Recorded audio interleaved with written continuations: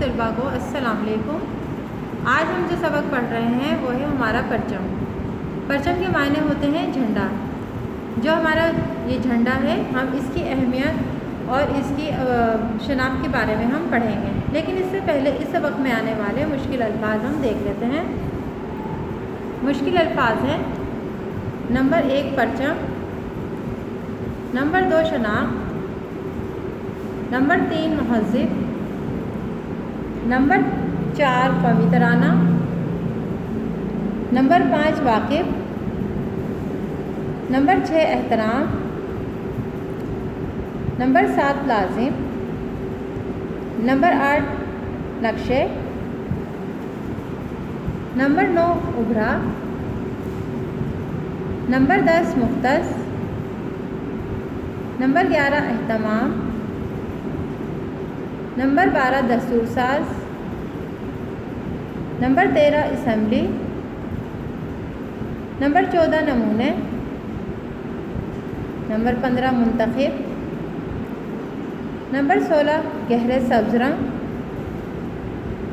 Number 17 عمودی پٹی، number 18 شادابی، number 19 اکثریت، number 20 علامت، نمبر 21 اقلیت، نمبر 22 نمائندگی،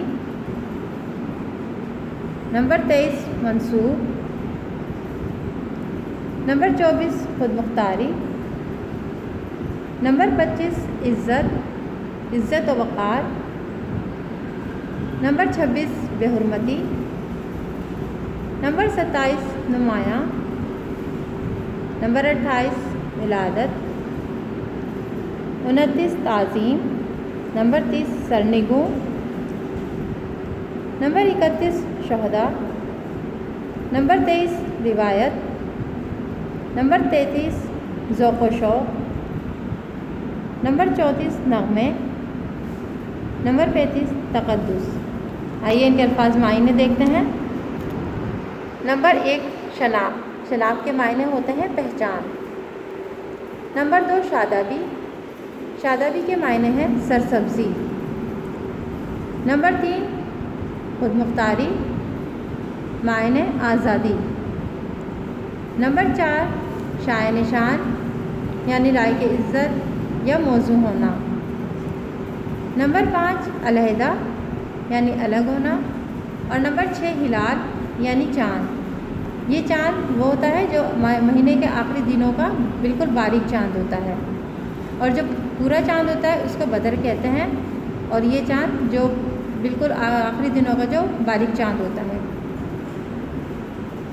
سوال نمبر 4 میں یہ آپ کو ہوم ورک دیا جائے گا، یہ کیجیے گا، اور سوال نمبر 3 آپ کو جو سوال نمبر 2 صفحہ نمبر 17 پہ اور سوال نمبر 3 صفحہ نمبر 18 پہ دیے گئے ہیں وہ آپ کو کتاب میں ہی حل کرنے ہوں گے۔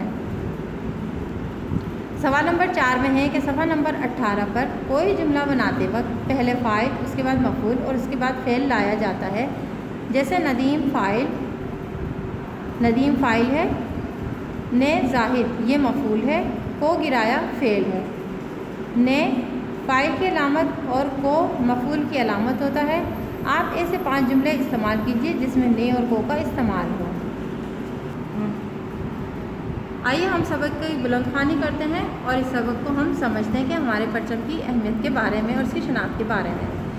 پرچم کسی بھی ملک کی اہم شناخت ہوتا ہے، یعنی پرچم کسی بھی ملک کی اہم پہچان ہے۔ ہر مہذب معاشرے میں قومی پرچم اور قومی ترانے کو بڑی اہمیت حاصل ہوتی ہے، یعنی مہذب یعنی کہ تہذیب یافتہ معاشرے میں قومی پرچم، قومی جھنڈے کو اور قومی ترانے کو جو اس کا نیشنل اینتھم ہوتا ہے اس کو بہت اہمیت حاصل ہوتی ہے، کیونکہ وہی قوم کی پہچان ہوتا ہے۔ ہر اچھا شہری اس بات سے واقف ہوتا ہے کہ اپنے وطن کے پرچم اور اس کا احترام اس پر کس قدر لازم ہے۔ ہر اچھے شہری کو اس بات کا علم ہے کہ وہ اپنے وطن کے پرچم، اپنے وطن کے جھنڈے کا احترام اس پر کتنا لازم ہے اور اس کا کتنا حق ہے کہ وہ اپنے پرچم کا احترام کرے۔ ہمارا پیارا وطن پاکستان 14 اگست 1947 کو قائد اعظم محمد علی جناح کی کوشش اور اللہ کے فضل و کرم سے دنیا کے نقشے پر ابھرا۔ جب کوئی نیا ملک وجود میں آتا ہے تو اس کی علیحدہ شناخت کے لیے اس کا اپنا ترانہ، قومی پرچم، قومی لباس، قومی کھیل، قومی پھول اور دیگر اشیاء مختص کی جاتی ہیں۔ لیکن ہمارا وطن پاکستان 14 اگست 1947 کو ہمارے عظیم قائد اعظم محمد علی جناح اور تحریک پاکستان کے اور دوسرے رہنماؤں کی کوششوں سے اللہ کے فضل و کرم سے دنیا کے نقشے پر ابھرا، یعنی دنیا کے نقشے پر ظاہر ہوا۔ جب کوئی نیا ملک وجود میں آتا ہے تو اس کی کوئی نہ کوئی علیحدہ اس کی شناخت ہوتی ہے، علیحدہ پہچان ہوتی ہے۔ تو اس کا جو علیحدہ پہچان ہوتی ہے وہ کیا کیا ہوتی ہے؟ اس کا ترانہ، اس کا قومی پرچم، قومی لباس، کھیل پھول وغیرہ اور دوسری اشیاء اس کے لیے مخصوص کر دی جاتی ہیں۔ پاکستان کی قومی پرچم کی تیاری کے لیے بھی خصوصی اہتمام کیا گیا۔ اس سلسلے میں مختلف افراد کو پرچم کے ڈیزائن کی تیاری کا کام دیا گیا۔ لیکن پاکستان کا قومی پرچم کی تیاری کے لیے ایک خاص انتظام کیا گیا، خاص اہتمام کیا گیا، اور اسی سلسلے میں کئی لوگوں کو کہا گیا کہ وہ اس کے لیے ایک ڈیزائن تیار کریں۔ تو پاکستان کی پہلی دستور اسمبلی کے اجلاس میں وزیر اعظم لیاقت علی خان نے پرچم کے 2 الگ نمونے پیش کیے۔ پاکستان کی پہلی دستور اسمبلی یعنی کہ وہ اسمبلی جہاں پر ہمارے ملک کے جو رہنما ہوتے ہیں وہ اسمبلی میں بیٹھتے ہیں اور اپنا اجلاس یا ملک سے متعلق گفتگو کی جاتی ہے، وہاں پر وزیر اعظم جو پاکستان کے پہلے وزیر اعظم تھے وہ لیاقت علی خان تھے۔ انہوں نے پرچم کے 2 علیحدہ نمونے، 2 الگ الگ نمونے تھے، وہ قائد اعظم محمد علی جناح کے سامنے پیش کیے۔ تو قائد اعظم محمد علی جناح نے ان میں سے ایک ڈیزائن کو منتخب کر لیا۔ قومی پرچم کا یہ نمونہ ماسٹر الطاف حسین نے سیا تھا۔ جو قومی پرچم منتخب کیا گیا وہ ماسٹر الطاف حسین کا ڈیزائن کیا ہوا تھا یا ان کا سیا ہوا تھا۔ ہمارا قومی پرچم گہرے سبز رنگ کا ہے۔ آپ دیکھ رہے ہیں تصویر میں کہ ہمارا قومی پرچم گہرے سبز رنگ کا ہے۔ ہم سب جانتے ہیں کہ ہمارا یہ سبز رنگ ہمارے لیے بہت ساری امیدوں کا اور ہمارے خوشحالی کی علامت ہے۔ اس پر ایک سفید عمودی پٹی اور درمیان میں ایک ہلال ہے۔ آپ دیکھ رہے ہیں تصویر میں کہ اس میں ایک عمودی پٹی دی گئی ہے جو سفید ہے، اور اس کے درمیان میں ہلال یعنی یہ چاند ہے، اور اس کے ساتھ ایک ستارہ ہے۔ یہ 5 کونوں والا ستارہ اس میں بنا ہوا ہے۔ پرچم کا سبز رنگ شادابی کے طور پر ہے۔ یہ جو سبز رنگ دیا گیا ہے یہ ہمارے ملک کی شادابی اور خوشحالی کے طور پر ہے، جس سے مراد مسلم اکثریت، اور یہ مسلم اکثریت کو بھی ظاہر کرتا ہے، جبکہ سفید حصہ امن اور خوشحالی کی علامت کے طور پر اقلیت کی نمائندگی ظاہر کرتا ہے۔ اور یہ جو سفید حصہ ہے یہ امن اور خوشحالی کے ساتھ ساتھ ہمارے ملک میں رہنے والے دوسرے مذاہب کے لوگوں کی اقلیت کی نمائندگی بھی ظاہر کرتا ہے۔ اقلیت اس عوام کو کہا جاتا ہے، ان مذاہب کے لوگوں کو جو مسلمان نہیں ہیں اور ہمارے ملک میں کم تعداد میں ہوتے ہیں، یہ ان کی نمائندگی کرتا ہے۔ صفحہ نمبر 15 پہ دیکھیے، ہلال بلندی اور عظمت کا نشان ہے۔ یہ ہلال جو اس میں دیا گیا ہے یہ ہماری بلندی اور عظمت کو ظاہر کرتا ہے، اور 5 کونوں والا ستارہ روشنی اور علم کو ظاہر کرتا ہے، اور اس میں جو 5 کونوں والا ستارہ ہے یہ ہماری علم کی روشنی کو ظاہر کرتا ہے۔ علم یعنی دینی علم یا اسلامی احکامات کی روشنی۔ پرچم کی لمبائی اور چوڑائی کا تناسب 2/3 ہے۔ سفید پٹی کی چوڑائی پرچم کی لمبائی کے 1/4 برابر ہے۔ کپڑے کا کوئی ٹکڑا چاہے کسی بھی رنگ کا ہو، اگر دنیا کی کسی قوم سے منسوب ہو کر جھنڈے کی صورت اختیار کر جاتا ہے تو وہ تاریخ اہمیت کا حامل ہو جاتا ہے۔ یہ پرچم اس قوم کی آزادی، خود مختاری اور عزت و وقار کی علامت بن جاتا ہے۔